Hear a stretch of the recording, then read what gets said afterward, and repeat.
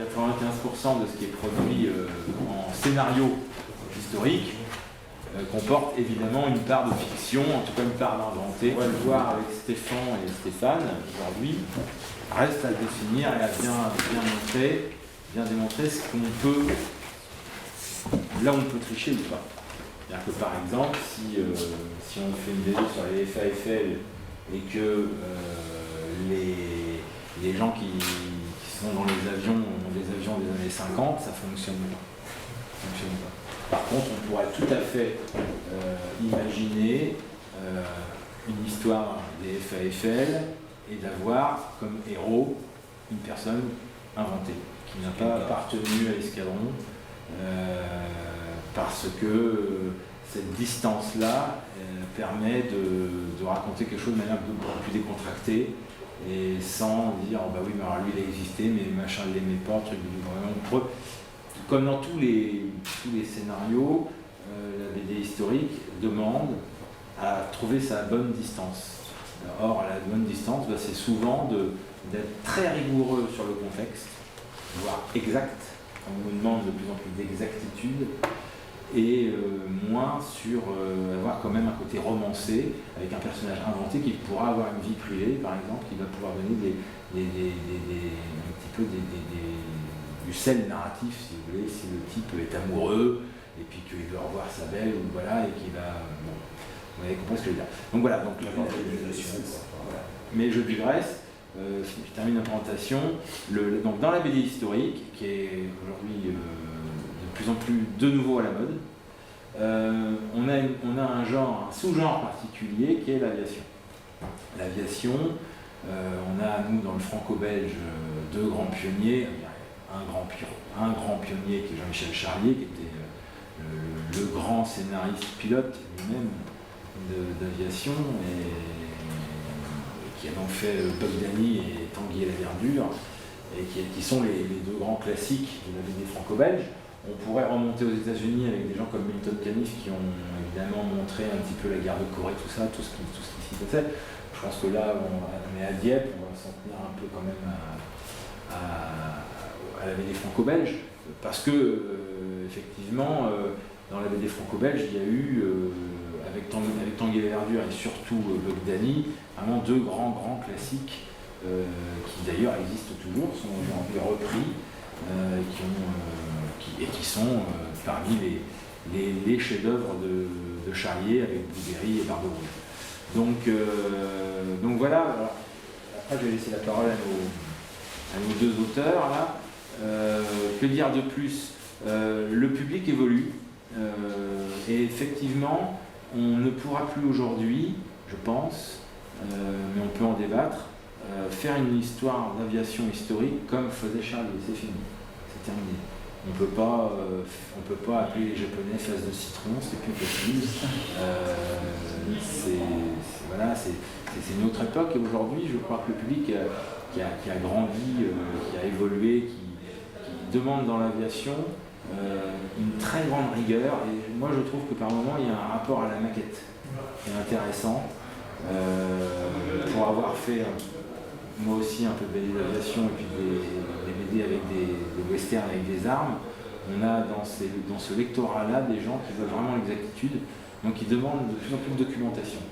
Alors il ne faut pas s'y perdre, parce que des bandes dessinées qui ne se consacrent qu'à la documentation oublient parfois l'aspect humain, et voilà. Mais dans les grandes BD modernes, je pense que j'ai quand même cité Romain Hugo, qui chez Paquet a un petit peu eu un vrai succès éditorial, donc qui a relancé un peu, pas lui tout seul, parce qu'il y a tout un mouvement. Il a dépoussiéré. Il a dépoussiéré. Voilà. Et la montée de niveau d'exigence au niveau justement technique et maquette, entre guillemets, absolument, et maquette, d'un grand nombre. Ouais. Par rapport à ce qui se faisait. Mais j'aurais tendance à dire que cette évolution-là n'est pas propre qu'à la BD d'aviation.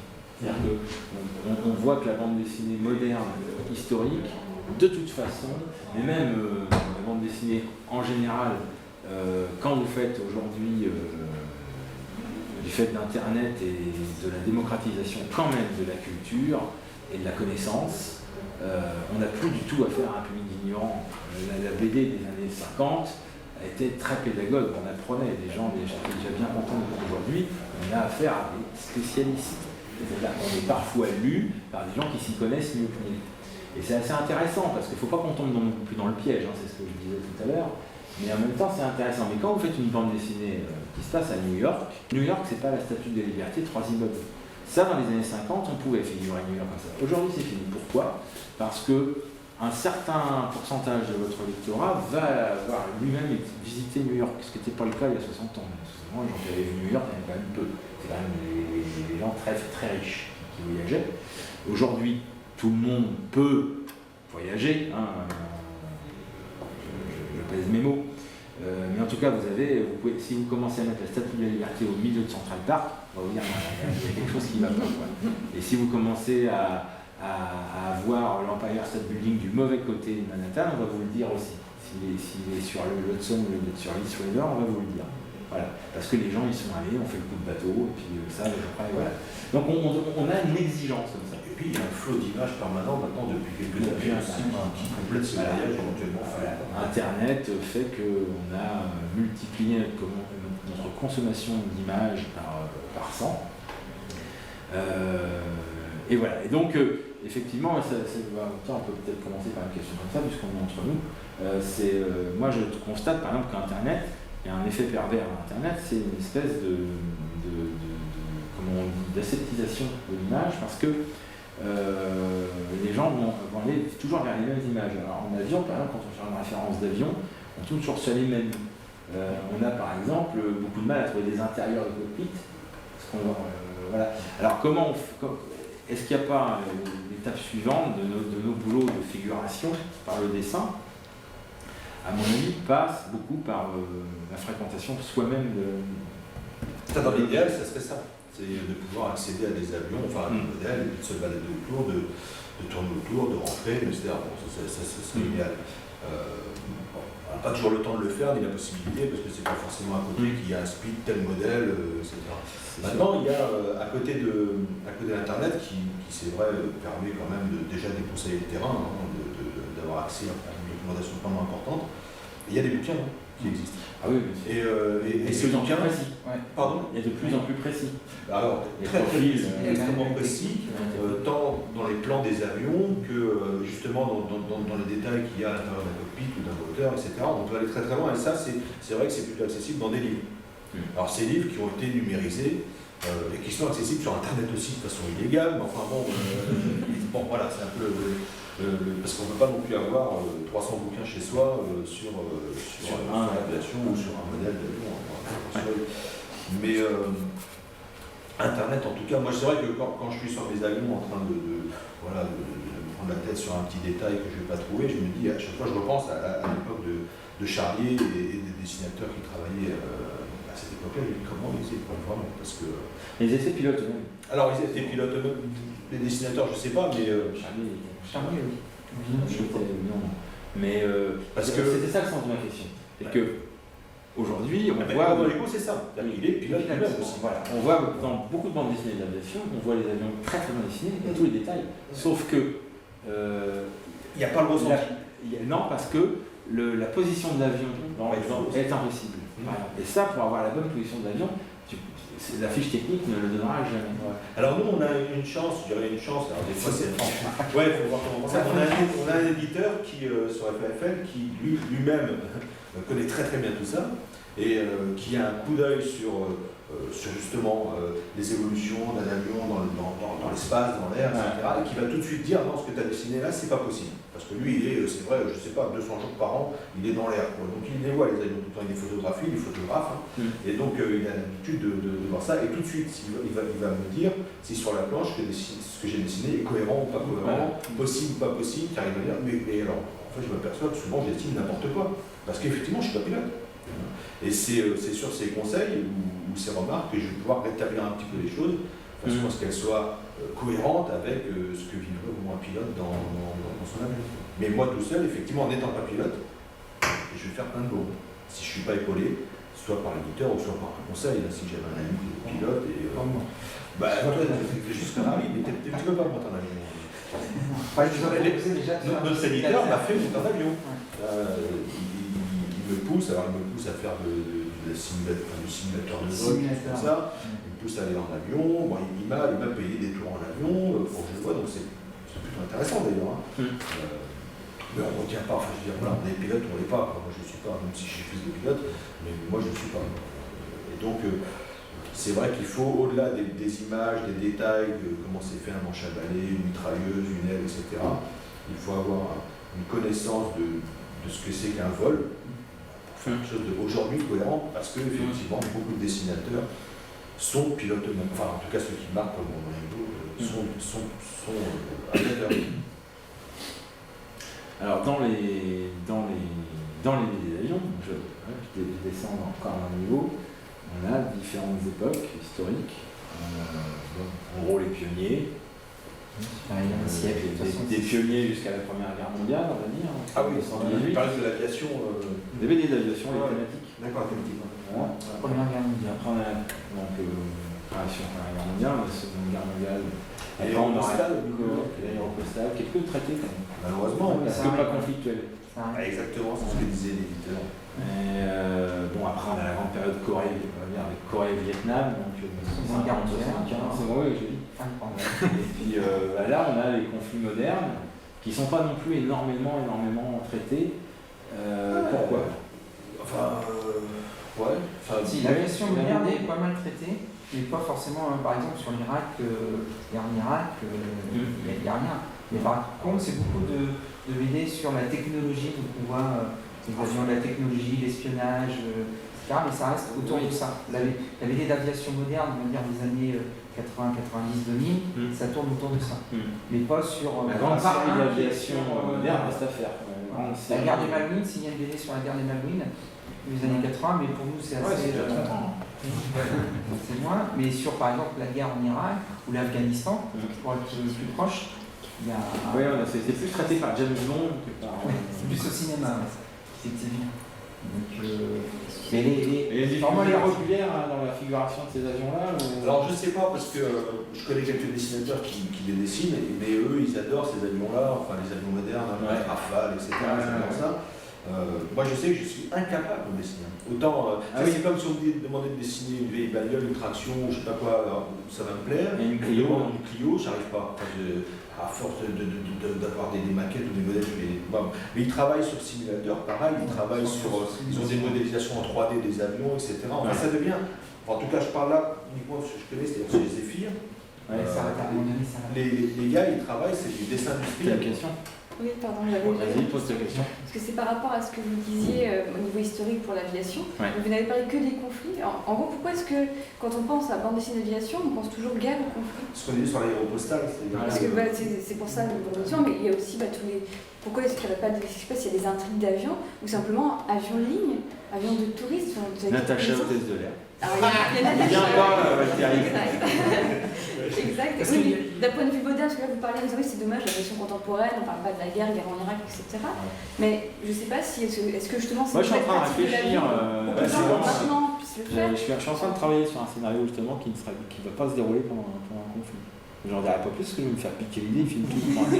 J'ai une idée sinon qui pourrait être intéressante d'un point de vue romanesque et qui est basée sur un fait réel.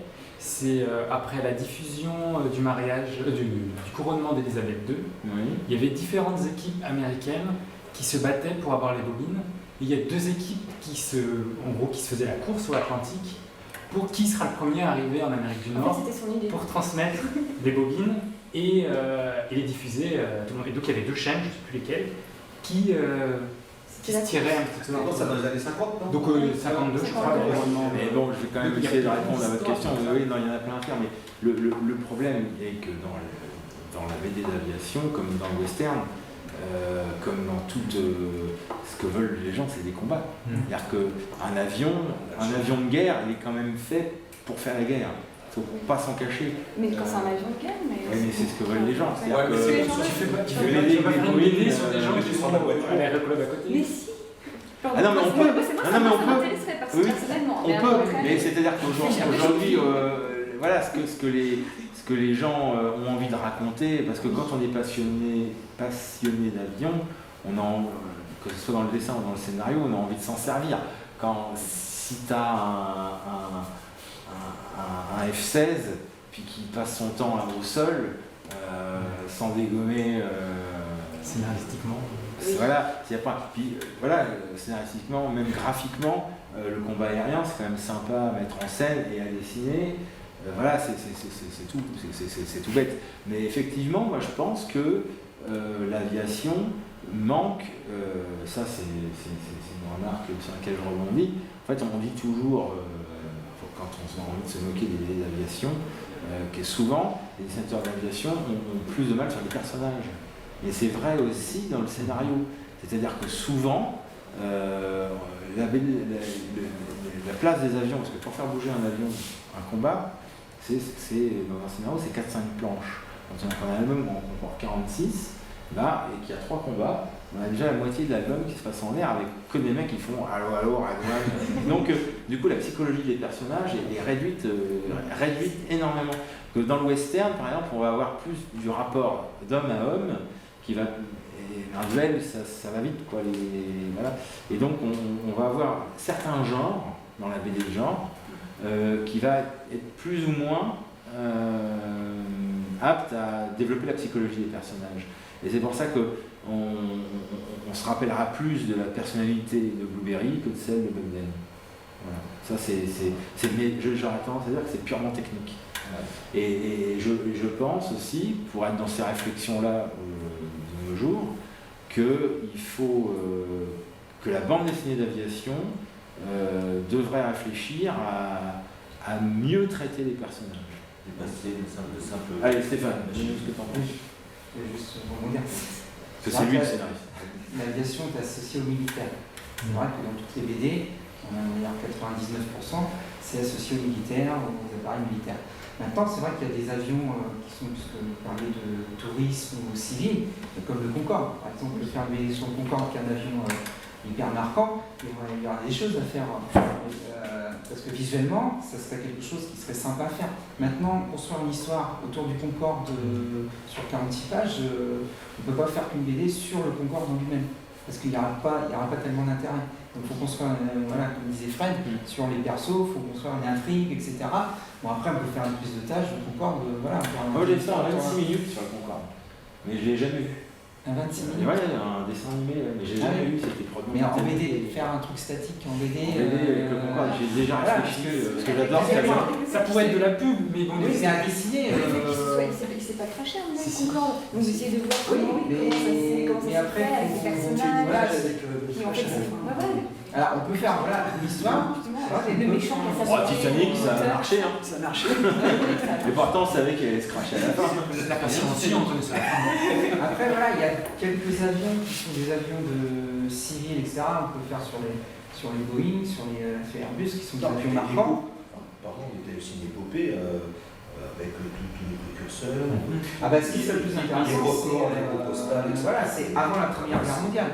Avec des engins improbables qui visuellement. Même les deux, oui. Non, mais même avant. Oui, déjà. Adapté, non, mais Il y a une grande histoire à faire sur Boeing Airbus. Là. Ah, mais oui, même sur les compagnies aériennes. Parce que ces gens-là ne se font qu'un cadeau. Avec Howard Hughes, après la Deuxième Guerre mondiale, là, quand il a monté sa compagnie aérienne, etc., tout ce qui se passait autour. Là, c'est vrai qu'il y a des intrigues qui peuvent être montées. Il y a une série très excellente américaine qui s'appelle La Paname. C'est ce que j'avais dit. Et en fait, tout est tourné autour de la compagnie et surtout autour des hôtesses. Ah oui. Et en fait, il y a très peu d'intrigues parce qu'on vit le quotidien des hôtesses, mais on voit quand même tout le côté de la Paname. Mais c'est vrai que ça, c'est l'effet Mad Men aussi. C'est rami aussi. Il n'y a que 2 saisons malheureusement parce que ça n'a pas fonctionné. Mais après, la problématique, c'est, nous ça, on peut le faire en série, en film, etc. Parce que visuellement, c'est une image qui bouge, c'est intéressant. Maintenant, en BD, qui est quand même quelque chose de statique, comment on transmet ça, comment on fait passer. Parce qu'un avion militaire, il y a les combats, il y a des dynamismes, il y a de l'action, etc. Mais là. Ça manquerait d'action. Ça manque. Après, ça ne sera pas étiqueté BD d'aviation. Voilà, ça sera une BD avec des avions. Ce qui n'est pas tout à fait la même chose. En science-fiction, moi dans mes trucs de SF, je mets des avions partout, depuis toujours. Mais c'est pas de la BD. À partir du moment où on est dans le genre BD d'aviation, le lectorat aussi S'attend. a certaines exigences, quoi. Voilà. A des exigences. S'attend à certains passages obligés, je dirais. Et le combat étant quasiment incontournable. Voilà. Alors que, par exemple, quand on est dans la réflexion d'une série moderne, donc post-Seconde Guerre mondiale ou même post-Vietnam, c'est pas, donc type James Bond, par exemple, il faut quand même faire passer l'idée qu'une organisation terroriste peut avoir des avions. On a bien vu que c'est pas possible puisqu'ils les ont volés, les avions, pour les mettre sur les deux tours. Donc c'est pas facile, on est obligé de passer vraiment par un subterfuge terrible. James Bond, c'est juste pas possible. Mais moi j'adore ça, mais voilà. Donc il fait des combats contre des Russes, mais c'est toujours des Russes plus ou moins qu'on détourné. Mais bon voilà, le conflit, lui, il est simple. Les gens connaissent, on est dans la Seconde Guerre mondiale, il y a les Allemands contre les Anglais, ou il y a les Japonais contre les Américains, et puis roule ma poule, quoi. Il n'y a pas besoin d'expliquer que tel avion est armé parce que voilà. De toute façon, même pour la aviation, la période de prédilection, c'est ça, c'est 39-45. C'est clair. Les plus grandes, meilleures séries qui marchent, etc. Donc même les séries actuelles, si on met de côté Buck Danny et Tanguy Verdure, donc c'est Romaingo avec le Grand-Duc, c'est Wunderwaffen qui cartonne, c'est les Spitfire, là c'est la Seconde Guerre mondiale. Parce que c'est les plus beaux. Visuellement, oui, c'est ces machines-là qui c'est les années 50, quoi. Parce qu'il y a des informations. C'est là où la technologie a ouvert aussi. Oui, puis on est encore dans une esthétique qui n'est pas encore celle de la, comment on dit, Mais est-ce que scénaristiquement c'est pas plus intéressant? Comment? Est-ce que scénaristiquement c'est pas plus intéressant parce que la Deuxième Guerre mondiale, il y a deux optiques. Soit on n'a pas besoin d'expliquer qui sont les méchants parce que tout le monde sait qui c'est. Voilà. Ou alors au contraire, essayer de se mettre du côté des méchants et de montrer qu'il y en a qui sont pas si méchants ou d'avoir quelque chose de plus fin. Ouais, alors. De Corée, ça paraît moins aux gens dans l'imaginaire. Moi j'ai un vrai problème avec ça, par exemple. Pour faire jour J puis avoir été dans ces réflexions-là, il faut faire super attention. Ah oui, non, mais. Parce que là, je trouve, mais là je parle vraiment à titre personnel, que ces 10 dernières années, il y a dans la bande dessinée franco-belge, il y a un rapport très compliqué, très, très ambigu avec le nazisme, par exemple. Je trouve que vraiment que c'est ambigu. C'est-à-dire que, si vous voulez, c'est comme ces gens qui veulent dénoncer la violence avec des films hyper violents. À un moment, oui, mais faut assumer, quoi. Et je trouve que il y a par moment un danger de relativisme. Parce que voilà, tout bêtement on sait, et je trouve ça dramatique, mais j'ai entendu parler d'études là-dessus, enfin en tout cas d'études, c'est pas forcément super sérieuses, mais enfin de constat, c'est qu'aujourd'hui, quand on met une croix gammée sur une couverture, ça donne 10% de plus de ventes au bouquin. Et oui, c'est un même effet qu'une nana sexy, quoi. Alors ça réduit beaucoup les choses, c'est compliqué là, je dis ça comme ça un peu à la porte-pièce, on n'est pas nombreux, voilà, hein, mais il y a une vraie réflexion à avoir. Il y a dans la fiction ultra contemporaine une fascination pour le nazisme, où par moment on aurait bien envie quand même que les gens qui scénarisent ça aient bien étudié l'histoire du nazisme. Or, je ne suis pas certain que ça soit le cas. Et là, il y a un problème. Parce que après faire des histoires avec Indiana Jones, avec des nazis, ça je trouve ça vraiment très drôle. Parce qu'il y a une puissance de parabole. Puis il y a un côté rock'n'roll dans tous les cas. Oui. Et puis Spielberg a toujours su ce qu'il faisait. C'est-à-dire qu'on voit bien qu'il y a une maîtrise. Quand il joue avec les nazis, c'est pas parce que c'est vendeur, c'est parce que lui, il parle à sa manière, d'une certaine manière, de les tourner au ridicule. Et ça peut être vachement intéressant. Bon, voilà. Dans la fiction moderne, attention. Moi je suis désolé, mais oui, on peut parler d'un soldat allemand qui est un brave type, ça c'est pas le problème. Un membre du parti nazi sympathique, je n'y crois pas. Ça fait peut-être de moi quelqu'un de manichéen, mais je n'y crois pas. Je pense pas qu'on pouvait être adhérent du parti nazi et être quelqu'un de bien. Forcément, c'est un parti qui est fondé sur la mort, la violence et le suicide. Donc c'est pas possible. C'est compliqué. Est-ce que vous avez eu La mort et mon métier de Robert Merle? Oui. Ils expliquent quand même un petit peu, c'est plus complexe que peut-être que ça. Enfin, justement, Je parle pas des gens de l'armée allemande, hein. Je parle bien des nazis, c'est-à-dire que des SS. Ah oui, après, c'est entre oui. les SS. Voilà, Oui, d'accord. Les SS, c'était vraiment fanatisé. Oui, les SS, oui, c'est un petit peu. Ah non, les SS. Après, le pauvre type de la Wehrmacht, oui, bien sûr. Ça j'ai pas attendu ces bouquins-là. Moi, mes parents ont vécu la guerre. Non, les maisons étaient occupées par des Allemands. Les Allemands, à Noël, ils pleuraient, quoi, évidemment. Mais non, la fascination, elle va pas sur le bien. Non, moi, ce qui me dérange, c'est qu'on commence à m'expliquer que ces SS, finalement, étaient peut-être pas si mauvais, quoi. Là, il y a quand même un souci. Mais en tout cas, on en fait des personnages qui sont purement graphiques. Pourquoi pas, hein, mais je trouve qu'on doit, exactement comme quand on fait une BD sur le Vietnam et puis qu'on parle du napalm, il faut faire attention à ce qu'on fait. C'est quand même une arme de destruction massive qui a été utilisée, souvent à mauvais escient. Voilà, et la BD, elle n'est pas là que pour rendre ça fascinant. Mais sur la fascination sur le nazisme, j'en discutais avec le scénariste de Bloc 109, qui a fait une chronique sur la Deuxième Guerre mondiale, et il disait qu'en dédicace, des fois, des vrais néo-nazis avaient pris la bande dessinée au premier degré et pensaient qu'ils étaient sympathisants. Donc c'est toujours le rapport à ce que les gens peuvent en ressentir, et après, moi je ne l'ai pas trouvé spécialement complaisant, mais peut-être que des gens peuvent la prendre comme ça. Ça dépend si on prend vraiment ça comme une fiction et qu'on s'en détache, c'est toujours compliqué. Ça dépend parce que bon, là il y a deux séries puisqu'on parle de ça. Donc Le Grand Dur, qui est une série du commando BD de l'aviation, et on est du côté allemand, donc les Allemands qui se battent contre les Russes. Et le pilote, donc, qui est le héros donc il est très ambigu parce qu'il est à la fois lui, il est dans son avion, c'est pour buter des Russes, et il est à fond par rapport à ça. Et par rapport à l'idéologie, il est un peu anti-nazi.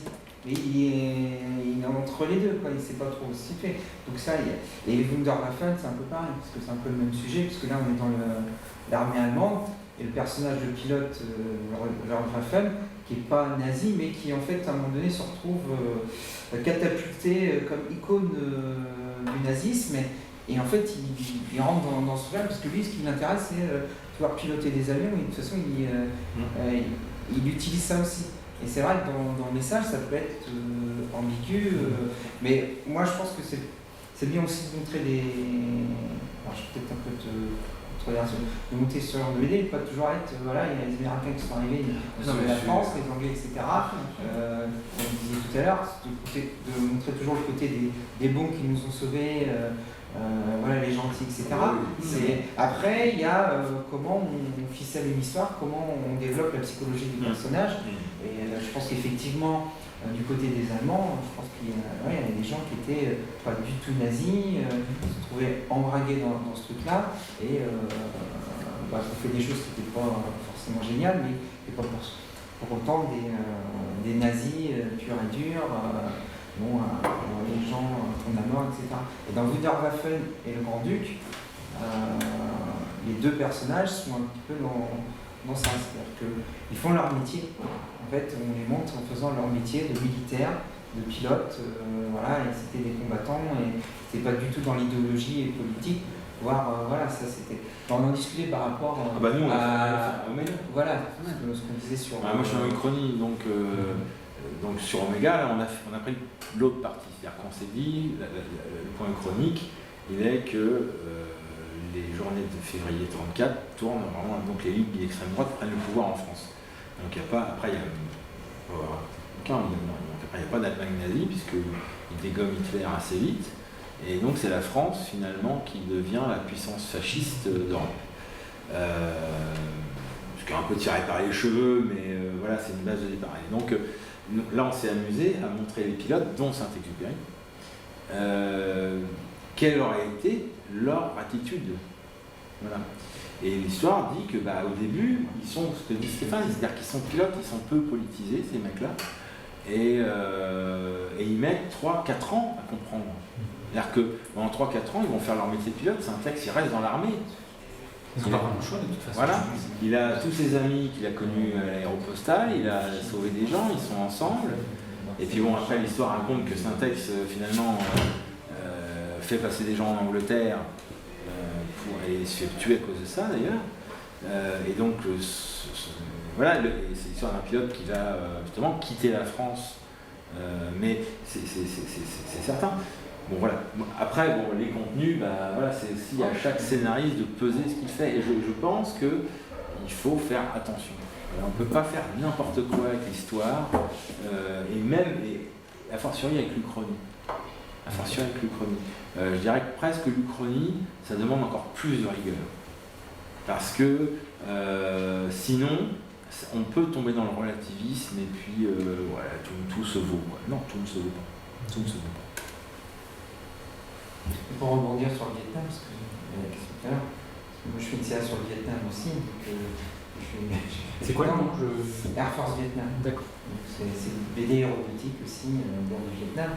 Et là, ce qui est intéressant, justement, dans la lecture, parce que ce qu'on a souvent, c'est la version américaine. Forcément, les Américains qui sont empêtrés, qui ont été mauvais, mais archivés stratégiquement, tactiquement, enfin, tout ce qu'on veut. Mais on n'a que cette vision-là des Américains. Et forcément, tout ce qu'on voit dans les films, c'est un peu cette vision américaine. Et là, ce que j'ai découvert donc avec le dessinateur, parce que lui, il a été au Vietnam, il a ramené la doc, etc., c'est aussi de voir le côté vietnamien. Comment les Vietnamiens, eux, de leur côté, ont perçu cette guerre, comment ils l'ont vécu. Et après, dans la BD, c'est aussi de montrer un petit peu l'autre versant, et de voir que le côté américain, voir comment un petit peu les gens qui vivaient là-bas, comment ils ont perçu cette guerre, comment ils l'ont vécu, et comment ils sont sortis aussi par rapport à ça. Et ça, c'est intéressant aussi. Plus généralement montrer dans une idée qui n'est pas montrer qu'un côté, parce qu'on en revient sur l'histoire des gentils, des méchants, etc., mais voir un peu des deux côtés, comment ça se vivait, comment ça arrive aussi. Et sur le Vietnam, c'est intéressant aussi, parce que nous, on connaît Platoon, on connaît les films qui étaient faits autour de ça, mais c'est que des versions. C'est vrai qu'on a beaucoup vu l'enlisement ces dernières années, mais on sait depuis longtemps que la guerre du Vietnam, elle était militairement gagnée et ils l'ont perdue politiquement en fait. Donc, c'est comme la plupart des guerres coloniales en fait. Absolument, bien sûr. En général, militairement, elles étaient remportées. La guerre d'Algérie, la France, militairement, ça aurait été compliqué, ça aurait été trouvé, mais c'est une défaite politique, avant tout. Alors ça, c'est pareil, c'est très difficile à figurer dans le monde des films. C'est possible, hein, on peut, mais c'est beaucoup moins spectaculaire, c'est beaucoup moins. Donc voilà, ça fait aussi partie peut-être de l'évolution à venir des scénarios d'aviation, c'est de montrer un peu la nuance. Hein, ça, c'est sûr. Mais ça intéresse peut-être moins les gens, parce que après, la nuance intéresse toujours moins les gens. Voilà, c'est pas une raison pour l'aviation, pour schématiser, ça touche plus un public masculin. Surtout la destination, où il y avait quand même une grande partie du lectorat, je pense, qui sont vraiment intéressés uniquement par les machines. Tu montres quand même un peu, non? Les machines, le scénario, je ne dirais pas qu'il est accessoire, les personnages non plus, mais enfin, non. Non, mais je sais comprendre ce que vous voulez dire. Voilà, c'est des ailes des machines. Et ils peuvent justement très exigeants sur les donc effectivement, ils ne vont pas rechercher la nuance dans ce genre de BD. Peut-être qu'ils la chercheront ailleurs, dans des livres d'histoire ou dans. Voilà, je ne sais pas, en tout cas, quand ils achètent ces BD, c'est un petit peu comme si achetaient un beau livre de photos sur les avions, ils veulent tel modèle, ils connaissent, enfin voilà, ils sont vraiment. Enfin, quelques-uns, mais qui sont. Plus dans l'aviation moderne. Alors, plus dans l'aviation moderne, on trouve ça. Il y a des gros. Voilà, quoi. Après, sur l'histoire, parce que sur la Seconde Guerre mondiale, on rencontre quand même plus de gens qui sont intéressés par l'histoire, le contexte historique, lié avec l'aviation, mais vraiment le contexte historique a quand même beaucoup son importance. Sur l'aviation moderne, quand ils font des histoires sur le Rafale, bon, voilà, là c'est une série qui marche pas mal sur le Rafale, parce qu'ils rasent. C'est FAL. C'est de voir un Rafale à toutes les pages, à toutes les cases. C'est surtout ça qui est. Un Rafale qui vole de nuit. Ça, c'est une grosse erreur, monsieur. Avec un gros projecteur. Parce que je connais pas très bien la BD d'aviation, je connais les grands classiques. Mais est-ce qu'il y a une BD d'aviation, je serais tenté de dire, négative un petit peu, le versant antimilitariste qu'on a pu retrouver beaucoup dans le cinéma à une époque? Moi j'ai fait Lieutenant McFly, mais on n'en a pas vendu beaucoup. Ou est-ce que justement ça s'adresse pas avant tout aux lecteurs qui aiment les avions, mais qui restent un petit peu dans le sens. Voilà, bien sûr, c'est un public qui est déjà là, qui sait ce qu'il veut. Oui, qui sait ce qu'il a. Et oui, il sait ce qu'il veut, et les sénateurs font ce qu'ils veulent. Enfin, je dirais presque que moi je trouve que certains albums comme ça sont faits au service de ce public-là. Moi, je dirais quand même Yann et Conrad ont fait les aventures en jeu. C'est quand même. C'est considéré dans le BD d'aviation. Le deuxième, Chukumai, ouais, quand même, puisque c'est sur l'avion qui a bombardé Hiroshima.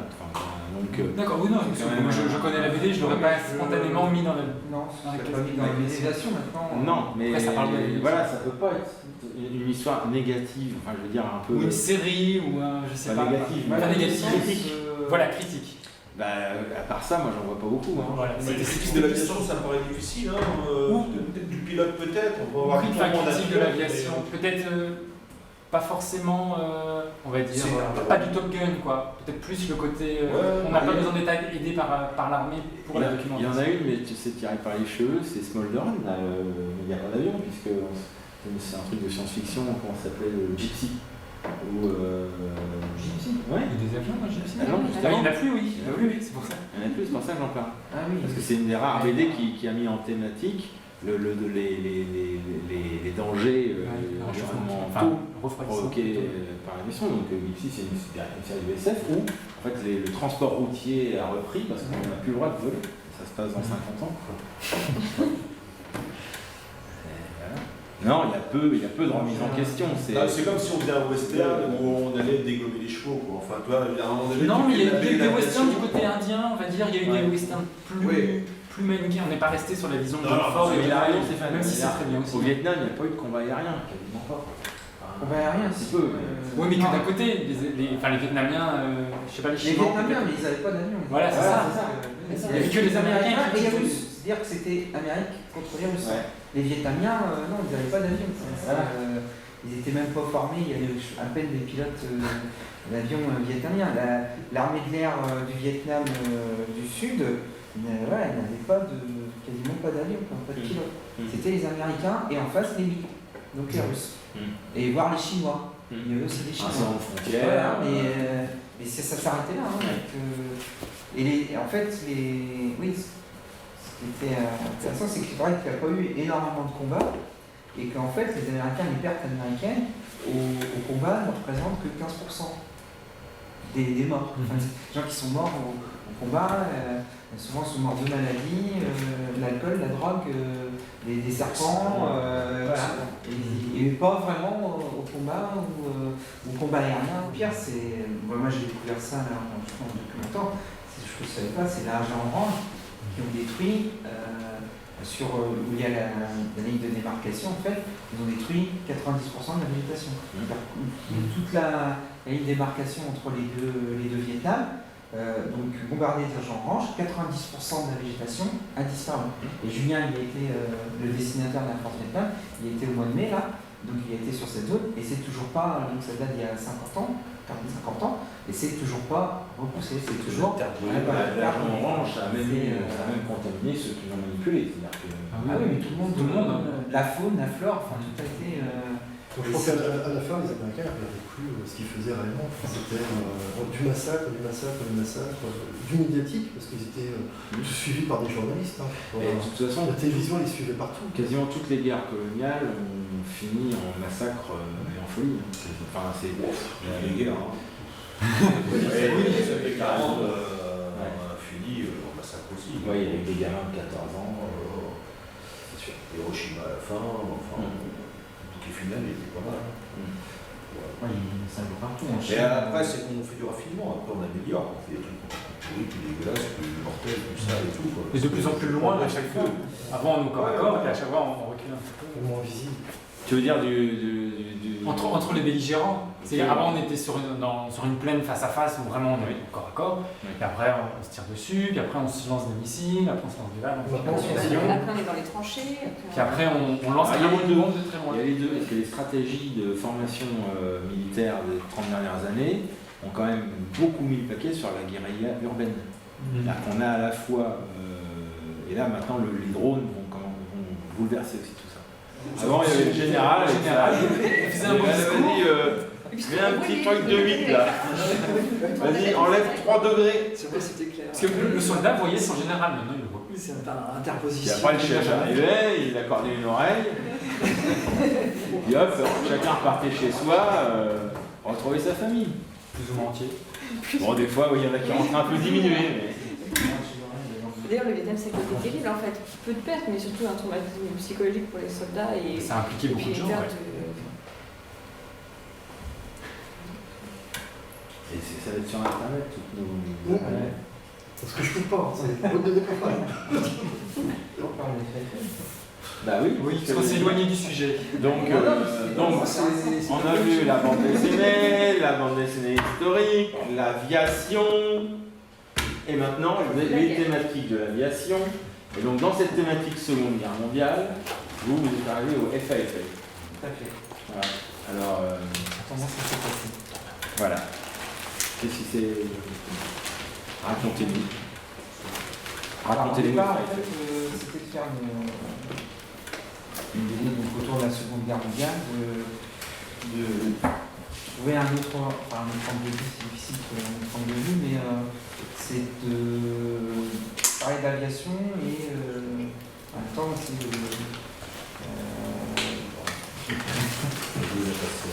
de parler d'événements qui ne sont pas forcément connus, comme là, on parle de la campagne de France dans les FAFL, donc c'est un thème qu'on voulait aborder, qui est souvent un peu zappé. On parle beaucoup du débarquement, en fait. Voilà, on parle souvent de 39-40, la déclaration de guerre, donc la France qui se fait rapidement, et puis 44, le débarquement. Et entre les deux, bon, on parler de la résistance. Merci à Kébir. Ouais, après, non. Après, entre les deux, ce qui occupe, c'est l'occupation professionnelle. Voilà, c'est un peu. C'est ça, c'est les thèmes qui revenaient. Donc, nous, l'idée, c'était un petit peu de voir aussi ces Français qui étaient partis de France et qui aussi continuaient à combattre dans d'autres zones que le territoire français. Et FAFL, donc l'idée après est venue, ces combattants, ces pilotes un peu frustrés justement de cette campagne de France notamment où ils n'ont pas pu faire grand chose parce que il y a du super matériel qui est arrivé mais trop tard, puis à ces pilotes, etc. Donc il y a eu cette frustration là et qui sont un petit peu regroupés en Angleterre pour continuer à défendre la France quelque part. Et voilà, dans les FAFL, c'était un petit peu de montrer ces personnes-là, entre autres qui sont exilées et qui veulent quand même combattre. Et donc dans les FAFL, c'est un peu de montrer donc, notre personnage qui est un personnage fictif, parce qu'on parlait de contexte historique qui est purement exact, avec vraiment là qui côtoie des pilotes qui ont été un peu des héros de la Seconde Guerre mondiale, et de montrer un petit peu comment ça s'est créé, comment ça a évolué en Angleterre, et puis aussi un peu avec les Anglais, comment ça se passe. Donc l'idée de départ, c'était un peu ça.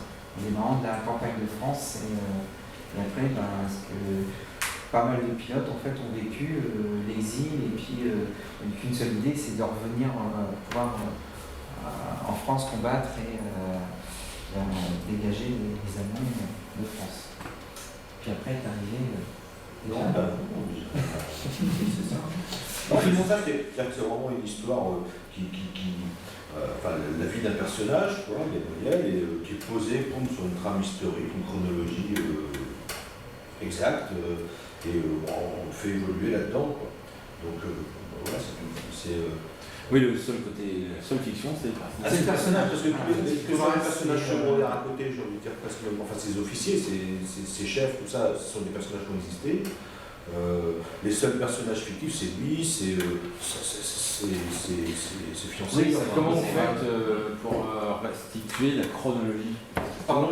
La chronologie, parce que ça, c'est quelque chose de vachement complexe. Ouais. Alors j'ai un bouquin qui est extraordinaire. Ah oui, il y a une doc. J'ai une bible qui s'appelle Squadron 340 Île-de-France, qui raconte jour par jour, heure par heure, avec des rapports, donc Duperrier, un des pilotes, tous les éléments. Ça, j'ai tous les détails des donc numéros les d'avion. historiens ont fait le travail. Là, ils sont 4-5. Plus après, on en parlait tout à l'heure, Klosterman, enfin les livres de Klosterman. Moi j'ai une revue qui s'appelle Icar aussi, c'est une revue d'aviation.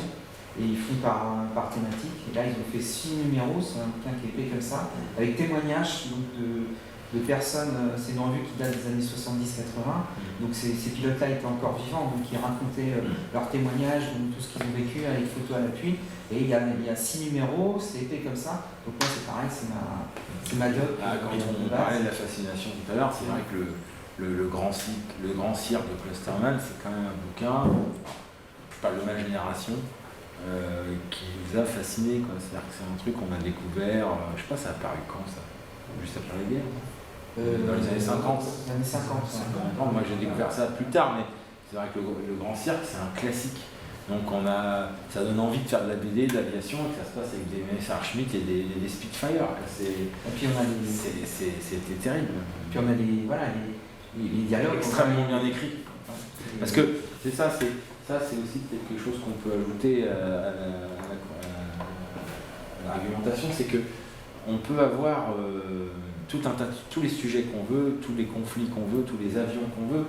À un moment, il y a des classiques et il y a des choses ratées. Et par exemple, dans le cas de Klosterman, il y a des discussions entre historiens depuis 20 ans, 30 ans, parce que Klosterman se rend compte que toutes ces victoires sont peut-être toutes les victoires qui ont été homologuées, bon voilà, il est un peu, attention, on ne dit pas qu'il n'y était pas, mais on sait qu'il y a eu un peu d'exagération. Il n'empêche que le grand cirque, avant d'être un témoignage, c'est un très grand livre du point de vue de la littérature. C'est très bien écrit, ça compte. Ça compte. Bogdani, c'est un chef-d'œuvre de la bande dessinée, c'est pas un chef-d'œuvre de la BD d'aviation, c'est un chef-d'œuvre de la bande dessinée. Et c'est Corée. Ce qui est étonnant, c'est paradoxalement, Bogdani, c'est un très bon scénario, c'est une très bonne aventure qui est très très bien écrite, mais qui n'est pas techniquement réaliste. Voilà. Il y a plein de choses qui ne sont pas réalistes. C'est ce que je disais tout à l'heure. Voilà, dans Bogdani. Mais les personnages sont formidables. C'est comme James Bond. Comme James Bond, je m'explique mal. Les personnages, ils commencent pendant la Deuxième Guerre mondiale, et je crois que ça a repris, mais en tout cas avec Vergès, ils allaient en Corée du Nord. Bien sûr. Mais ça reste sur les mêmes personnages. Même techniquement, moi je me suis intéressé à ça sur la guerre du Vietnam, parce que mon personnage est dans l'aéronaval, les appontages sur le porte-avions. Donc moi je me suis fait briefer sur la technique, etc. J'ai passé des heures, on m'a tout expliqué de A à Z. Et dans Bogdani, si on regarde les appontages qu'ils font, 9 fois sur 10, le mec il va dans la mer, il se plante sur le truc. C'est ce que je disais tout à l'heure en intro. Le lectorat de cette époque-là n'avait pas cette exigence. Voilà, ça suffisait. Et que moi, si je fais la même chose maintenant, mais je me fais ratatiner. À Bogdani, on lit ça comme un bon vieux film rétro. Mais voilà, est-ce que ça vient pas du débat? Absolument. Est-ce que ça vient pas des lecteurs ou quelque part les gens qui ont découvert Bogdani étaient plutôt des jeunes et des enfants? Et les gens qui lisent maintenant des BD, bon, malheureusement, il n'y a pas assez de jeunes, mais le lectorat vieillit beaucoup. Tout à fait. Est-ce qu'il ne s'est pas en même temps, justement, aguerri au niveau des connaissances? C'est tout ça. Il y a plus de gamins de 5 ans, malheureusement, qui sont lecteurs. Il y en a encore. Enfin, il y en a moins. Enfin, les lecteurs, c'est sûr. Il y a même un gamin de 5 ans aujourd'hui, moi les mets en indice. Si tu figures un ordinateur, tu as intérêt à mettre le dernier Mac qui est sorti ou le dernier truc, parce que sinon, mais attends, l'histoire se passe il y a 10 ans, t'as vu la gueule de l'ordi là? Ils ont cette culture-là. Qu'on ils ont une pas, culture de l'image, les jeunes, beaucoup plus intense et complète que la nôtre. Ils voient un film des années 80-90. Ils datent tout de suite, c'est vieux. Et ils sont capables de voir... Il y a plus d'évolution aussi depuis 10-20 ans qu'avant. Et puis il y a plus de choses, Il y a plus de choses aussi. Quand j'étais petit, on avait le téléphone à cadran. Il y avait les télés qui évoluaient, mais il y avait pas, les téléphones n'évoluaient pas tout le temps, il n'y avait pas les ordinateurs. Il n'y avait pas toujours la même au niveau version. de l'image. Il y a aussi le jeu vidéo qui a fait aussi avancer la chose. Oui. Parce que quand on parlait tout à l'heure de simulateurs de vol, maintenant, les jeux vidéo, tu as des simulateurs de vol. Donc, quand tu dessines, tu n'as pas le droit à l'erreur, comme tu disais, avec l'assiette de l'avion et tout ça. Bien sûr. Parce que tu es dans ton canapé, tu vas te croire, disons, au volant d'un avion, quoi. Donc je pense que ça doit faire... C'est un peu tout. Le jeu vidéo, c'est très précis. Moi j'ai vu ça, si tu veux, je suis entre les deux, moi. Tu vois, j'ai 50 ans, Je suis vraiment entre la génération qui avait une culture avant tout littéraire, musicale, et qui regardait pas beaucoup la télé, tu vois, on va dire la génération de 68, hein, et puis la génération du tout image. Mais j'ai vu, notamment puisque il m'arrive de travailler avec des gens plus vieux que moi et des gens plus jeunes, il y a vraiment une différence incroyable sur la narration. C'est-à-dire que un auteur de plus de 50 ans aujourd'hui, en BD, ne va pas forcément impliquer les codes du cinéma et de la narration cinématographique, c'est-à-dire le chant contre chant par exemple. Voilà. Un mec de 50 ans, le chant contre chant, il faut que tu lui expliques. Un gamin de 20 ans qui commence la BD, le chant contre chant, il ne sait pas ce que c'est, mais il le fait. Il ne fera jamais une rupture d'axe parce qu'ils ont grandi en regardant des dessins animés à la télé. Et ils ont cette culture-là de la mise en scène. Et donc le dessin animé, lui, respecte le langage cinématographique. Donc ils font des BD où il y a un axe, et puis la caméra, elle est là, mais elle passe jamais l'axe. C'est ça le truc du chant contre chant, d'accord. Dans les BD, je dirais, des gens de ma génération et plus vieux, des fois tu te dis, mais non, ça marche pas, quoi. Et alors là, dans la BD d'aviation, c'est terrible. Parce que respecter les axes en aviation, c'est pas simple. C'est pas simple. Et donc tu vois aujourd'hui les gens qui ont grandi en voyant les dessins animés de Miyazaki, etc., ils ont une aisance aussi dans la mise en scène de l'aviation que n'avait pas Udon et qui était encore très plan-plan, il faut le dire. Mais comme le cinéma pouvait être aussi beaucoup plus simple, avec beaucoup moins de moyens. Moi, je le vois bien. Pour moi, ce qui manque, si tu veux, c'est que Lubitsch, c'était les années 30 et c'était 40, et c'était très audacieux. Godard, c'était les années 50 et 60, c'était audacieux. Aujourd'hui, on manque un peu d'audace. Mais techniquement, tout le monde est très fort. Mais c'est les contenus qui manquent d'audace. Et on en revient à ce qu'on dit depuis tout à l'heure. Quand on travaille sur du scénario d'aviation, il y a encore énormément à défricher. Il y a encore énormément à faire parce que c'est quand même encore très dans des dans des trucs très moi je crois que la grande série d'aviation est encore à inventer. Je connais ce qu'ils disent des BD d'aviation, on lisent que ça. Il y a des très petites bandes dessinées. Ouais. Ah oui, mais voilà, les gens qu'on rencontre, on a fait le salon du Bourget, la BD aéronautique, voilà, on a fait ça. C'est un genre, c'est le seul genre, le seul sous-genre de la BD qui a des salons qui lui est entièrement consacré. Est-ce que dans votre manière de travailler, vous changez de méthode justement en fonction de l'âge et du type de dessinateur? Non, justement pas en fonction de l'âge, en fonction du dessinateur. Moi je travaille jamais de la même manière avec un dessinateur, avec deux dessinateurs. Voilà, je change. C'est même plus que la personnalité du dessinateur, c'est son trait. C'est-à-dire que le métier du scénariste, c'est de réfléchir au trait. Enfin, une partie de notre métier, c'est de réfléchir au trait. Donc non, il y a vraiment. Je déteste commencer le découpage d'un album, la structure, encore l'ossature et puis l'intrigue. Ça oui, et le découpage, il y a vraiment la phase où on va déterminer le rythme. Je déteste commencer ça si je ne sais pas qui va dessiner parce que vraiment, même dans les dessinateurs réalistes, il y a des nuances. Enfin, pas trop rentrer dans le détail, mais donc il est intéressant d'avoir toutes ces nuances bien en tête. C'est déjà assez difficile comme ça. Donc quand on peut savoir qui va faire et d'avoir un peu sous-pesé les possibilités, c'est intéressant. Donc maintenant il y a vraiment tant que faire se peut, parce que sur certains projets on est obligé de travailler très en amont, en aval. C'est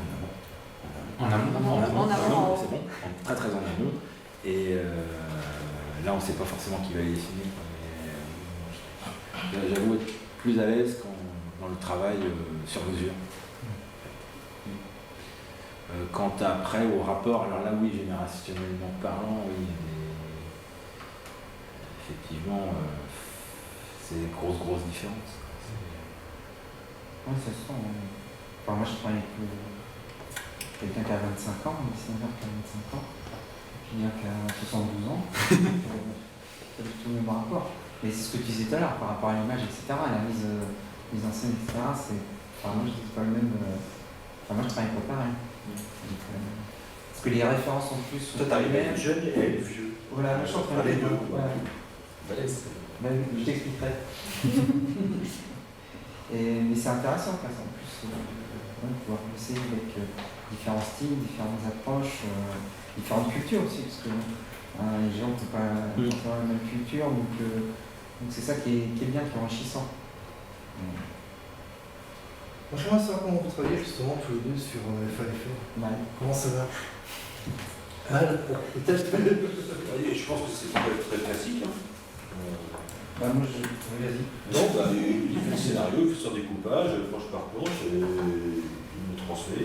D'accord, mais est-ce que vous vous voyez régulièrement? C'est ça que je veux dire en fait. Pas pour le travail concrètement, on se fait des séances de travail assez rarement dans l'année, quoi. Ça arrive 2-3 fois, quoi. Mais après, on se parle souvent au téléphone, on échange souvent par mail, enfin, voilà, on est en contact permanent. On discute beaucoup, parce qu'on se voit aussi dans les salons, etc. Donc, voilà, on discute ce qu'on va faire, mais on arrive à se voir régulièrement, parce qu'en plus, on s'entend assez bien. Donc, ce qui fait qu'on aime bien se voir sur un petit bouffe, un petit barbecue, voilà. Et puis, je pensais des idées comme ça, un petit repas mexicain. Mais ouais, donc voilà, donc en fait, et puis le travail, enfin moi à chaque étape, ça part tout de suite, enfin jusqu'à la planche ou le board, enfin mon plaque, il l'a tout de suite. Voilà, comme ça, on est en contact permanent. Non, puis moi je lui soumets des idées, donc voilà, je lui dis tiens, on pourrait faire ça. Puis, moi je lui dis que ça ne me plaît pas. Non, parce qu'il y a ça aussi, il y a vraiment un échange à ce niveau-là, c'est-à-dire qu'effectivement, il va avoir son avis sur ce que je vais faire, en fonction de ce qu'il a lui-même, de ce qu'il projetait. Enfin, et puis moi, je peux aussi un peu réagir sur. En fait, en découpant la planche, me dire, ouais, soit je comprends pas un truc finalement, enfin, je vois pas trop comment le mettre en scène, ou soit j'ai une autre idée qui me semble aussi intéressante, donc bon, on en discute comme ça assez régulièrement. Enfin, ça c'est pas à chaque planche, mais enfin je veux dire, c'est vrai que ça arrive sur l'album à plusieurs reprises, on discute une séquence, mais pas dans le conflit, négocier chaque case, chaque plan, chaque dialogue. Parce que ça aussi, ça arrive. Je pense que c'est faudra. ça peut être trop. Souvent. Enfin si, moi j'ai vécu avec un dessinateur. Ouais, non, ça arrive, c'est pas non plus, non. Il y a des légendes, enfin forcément on parle toujours des trains qui n'arrivent pas à l'heure. On fait des raccords. Non, je sais pas. Sinon, au niveau, pour vous, le directeur, est-ce que le fait de dessiner un avion qui n'existerait pas, Pardon? le fait de dessiner un avion qui n'existerait pas, est-ce que ça plairait déjà à des lecteurs passionnés d'aviation, mais qui effectivement ne retrouveraient pas les modèles qu'ils veulent? Et même pour vous, aujourd'hui on le fait. Vous avez créé, parce que je l'ai pas vu. Oui, on a un modèle d'avion. Et ça marche parce qu'il y a des retours. Ça fait marrer les gens parce qu'on est très documenté, que mon co-scénariste qui est fan de ça, vraiment lui c'est un fan d'aviation. Parce que c'est donc qu'il pourrait exister possiblement. Il va chercher des prototypes. Il a des archives de prototypes. Justement, on en parlait avec Stéphane ce matin à la voiture en venant. Moi, mon truc, c'est plus l'architecture, le décor en général. J'ai des bouquins d'architecture utopiques, par exemple. Et je vais puiser là-dedans pour créer des lieux, même en science-fiction. Par exemple, Frank Lloyd Wright, il a pas construit, Le Corbusier non plus, il n'a pas construit tous les projets. Donc on a accès aussi. Et bon, l'aviation, c'est pareil, il y a eu un tas de protos dont on sait qu'ils auraient très probablement. Sauf que dans une BD, il marche, puis voilà quoi. C'est la BD Wunderwaffen, voilà. Les appareils allemands qui étaient des projets, alors certains qui ont été prototypes, qui ont été construits en quelques exemplaires, mais qui n'ont jamais directement volé. Mais par contre, eux, ils partent du principe qu'ils ont construit en série et ces engins-là volent dans Wunderwaffen et qui sont efficaces, etc. Donc il y en a 3-4 comme ça, qui sont visuellement intéressants donc à montrer, mais qui sont en fait étaient des prototypes parce que les Allemands, ils avaient des très très bons ingénieurs aéronautiques, c'était quasiment les meilleurs du monde. C'est pour ça que les Américains en ont récupéré les aussi. Les V1 et V2, c'était les fusées. Non, c'est pas les V1 et V2, non, c'était des fusées. C'était des fusées, mais voilà, ils étaient au niveau ingénieur, technologique, etc. Ils étaient super balèzes. Et il y a eu plein de projets, notamment il y en a un qui un décollage vertical avec une hélice comme ça, et dans Wunderwaffen, ils le font voler, il y a une escadrille là-dessus. Donc et puis des bombes volantes, en moitié des bombes volantes, petits engins comme ça, des petits avions Touré-Kiki, mais qui allaient 10 fois plus vite que les autres. Et ça arrive, on peut partir effectivement sur des avions comme ça qui. Alors, Comment ça s'appelle l'opération j'ai eu en micro 3 qui a consisté à rapatrier tous les scientifiques. Ça fait longtemps cette opération, mais c'est pas connu. J'ai pas le même tête. J'ai retrouvé. Oui, je vois ce que tu veux dire. Non, c'est pas la fuite des cerveaux, c'est. Ouais, mais c'est pas Non, il y a une opération. Oui, où je sais, en échange de la protection, le gouvernement américain a justement dit à certains scientifiques nazis. J'ai fait une BD là-dessus, mais le nom m'échappe. Ah oui, oui. Mais oui, je sais plus comment ça s'appelle. Je l'ai lu aussi, mais je sais plus comment s'appelle l'opération. Von Braun. Von Braun, il fait partie de ça, bien sûr. Von Braun, après, lui, c'est le Puis ceux qui partaient pas aux États-Unis, ils avaient aussi. Mais sinon, après, c'est de la science-fiction, c'est-à-dire qu'on peut partir sur des bases technologiques qui sont réalistes et inventer des avions avec des formes. Après, inventer complètement un avion, j'y crois pas. J'y crois pas parce que, bon, alors déjà, un avion moderne, il se ressemble quand même beaucoup. C'est pareil, les gens qui connaissent bien l'aviation, eh ben, ils font immédiatement la différence entre un MiG, un F-16 et un je sais pas quoi.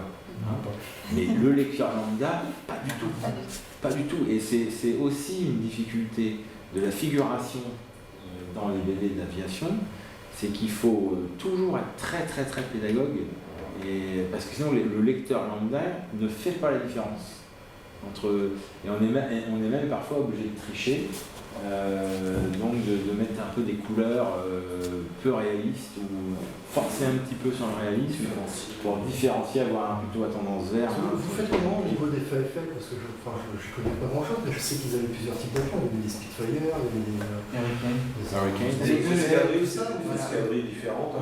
Après, les chasseurs, c'était Spitfire, Hurricane, et à côté, il y avait les escadrilles bombardiers.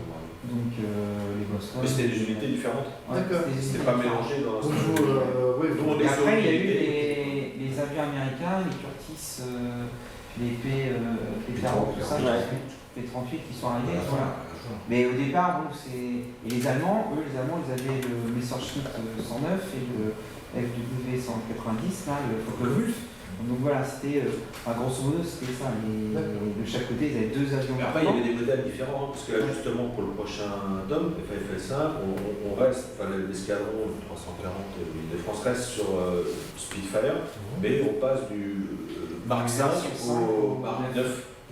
L'erreur qui a été faite, mais ça, on n'a pas maîtrisé ça non plus, c'est le titre de la série. Parce que FAFL, je pense que c'est pas ça, ça n'aura pas dû s'appeler comme ça. Là, justement, on n'arrive pas à trouver un titre. Escadron machin, mais tout le monde le fait. Mais ça devient un peu kitschou d'utiliser escadron. Puis au départ, ça devait faire que 2 tomes, c'était pas prévu que ce soit une série. Donc c'était très compliqué, puis en fait, on a développé, puis ça s'est fait comme ça, mais FAFL, c'est certain que c'est pas je pense, le titre qui c'est incompréhensible. Mais oui, au début, les professeurs, moi je ne connaissais pas les FAFL, et j'avais du mal à retenir le mot. On a fait moi je sais que j'ai fait des propositions de titres, une tonne de propositions de titres, mais on n'arrivait pas à trouver le truc, parce qu'au départ, comme c'était sur 2 tomes, et puis il fallait aussi que ça ait un rapport avec l'aviation, parce que l'éditeur voulait que ce soit un titre aussi qui, on pense aux avions, donc moi j'avais proposé des titres, mais ça ne faisait pas penser aux avions. Donc FAFL est venu comme ça à un moment donné. On va dire force aérienne française. Et c'est vrai qu'on y arrive qu'au début de tome 4 finalement. Maintenant là on y est dedans. Et vous avez déjà une idée du nombre de tomes que vous allez faire pour Non. Normalement 6 pour l'instant. Parce qu'on est sur le 5e, comme ça marche par diptyque, donc là 5-6. Et puis après ça dépend pas que nous. Oui. Donc la problématique est là. On sait qu'on est, de toute façon, à un moment donné, on s'arrêtera en 44 ou 45, de toute manière. Là, le tome 6 va jusqu'en mars 43. Donc voilà, au niveau chronologique, de toute façon, à un moment donné, on sera obligé d'arrêter. J'ai une petite question d'ordre historique, je ne sais pas qui pourra me répondre, mais autant la flotte française a été sabordée à Toulon et puis après il y a eu les Anglais, mais qu'en est-il de l'aviation française après la fin de la bataille de France? Alors l'aviation française, le problème c'est que donc, on avait une aviation qui avait 3 ans de retard sur l'aviation allemande, déjà techniquement. Donc on s'y est pris trop tard. Et donc en fait les avions les avions ont été une partie gardée par Vichy, le régime vichiste, donc ils avaient les couleurs du régime vichiste, mais il n'y en avait pas tant que ça. Donc c'est surtout après un manque de pilotes. En fait, il y a beaucoup de pilotes qui ont été tués ou pas assez formés pendant la campagne de France. Donc les quelques-uns qui s'en sont sortis sont partis en Angleterre. Et le peu d'avions qui est resté, parce qu'il y a eu un problème de production en fait, d'avions, et celui qui était capable de rivaliser avec les avions allemands, il est arrivé trop tard. Donc ils sont arrivés fin mai, début juin, les de Voitin 520, donc tu utilises aussi. Et il y en avait, enfin, ils sont arrivés trop tard, pas assez nombreux, etc. Donc le peu qui est resté, en fait, ils n'ont pas été sabotés, ils n'ont pas été détruits. Ça a été récupéré par le régime de Vichy, et on en trouvait en Algérie, on en trouvait dans le sud de la France. Enfin, il en restait quelques régiments, mais voilà, assez anecdotique parce qu'il n'y avait pas énormément. Il faut se souvenir quand même que cette époque-là, même en Allemagne, enfin, à fortier en Angleterre, la production, ils sont au flux tendu, les mecs. Hein. Le Spitfire, il arrive quand même assez tard. Enfin, c'est ça, hein, je suis pas spécialiste, mais il me semble me souvenir. Oui, c'est vrai, mais il y avait une capacité de production en Angleterre qui était énorme, parce qu'ils ont une industrie. Ils ont fait un effort de guerre phénoménal. Et en Allemagne aussi. Les Allemands aussi. Et en France, en fait, le problème de la France, c'est qu'ils ont pris du retard dans les années 30 en se disant, bon, non, pas l'aviation, pas aussi l'aviation militaire, etc. Alors que les Allemands ou les Anglais, eux, bossaient déjà dessus. Et on a pris 3 ans de retard au milieu des années 30. Et ces 3 ans, on les a jamais rattrapés. Et même si le dernier avion qui est arrivé à la campagne de France était technologiquement très bon, le de Voitin 520, un très très très bon avion, mais il est arrivé trop tard. Alors que les Allemands, ils avaient trois avions qui étaient déjà performants, qu'ils avaient testés en guerre d'Espagne, qu'ils avaient testés en Pologne, etc. Donc eux, ils étaient aguerris sur le matériel, sur les pilotes, et ils nous ont mangé les Messerschmitt et les Stukas. Les Stukas, c'est Focke-Wulf qui est arrivé après, et eux, ils étaient déjà super performants. Et en France, on avait des pilotes qui étaient trop jeunes, les avions qui sont arrivés trop tard, donc voilà. Et par contre, le peu d'avions qui ont su. Mais on avait la ligne Maginot. Et ça, c'était bon, ça, la ligne Maginot. Mais qui se prolongeait pas tout le long. Mais c'est le dernier endroit où les hommes se sont rendus, hein. C'est la ligne Maginot. Dernière fois. C'était bien, ils étaient au chaud. Mais elle a servi puisqu'ils sont passés par. Oui, ils sont passés par la Belgique, donc ils ont eu peur à l'imaginer. Mais il n'y a pas eu de destruction massive de l'aviation française, comme pour la marine. Il n'y a pas eu de. Oui. Mais il y avait moins Oui, il y avait moins vers la flotte française. Les autres, ils étaient complètement désuets parce que tous les blocs, je ne sais plus les numéros, mais les blocs d'armée française étaient complètement désuets. De toute façon, voilà. Les Morane Saulnier 406, ils étaient un cran en dessous, donc ils se faisaient battre de vitesse par les Allemands. Le seul qui tenait la route, mais trop tard, c'est le Voitin 520. Donc, et je pense qu'il n'a pas eu une production non plus phénoménale parce que. C'est ça. Mais c'était un super. Ah oui, c'était un avion excellent. Avez-vous des questions? Tu filmes là avec ton machin? Exactement.